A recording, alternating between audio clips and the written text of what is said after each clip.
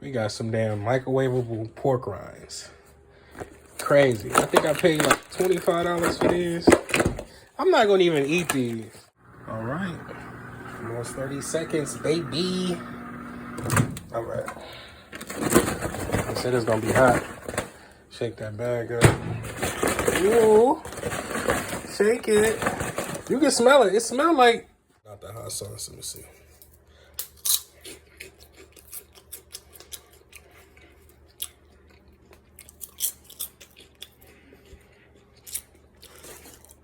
I'll say this. It do taste like pork rinds. My fear was that it would be like soggy.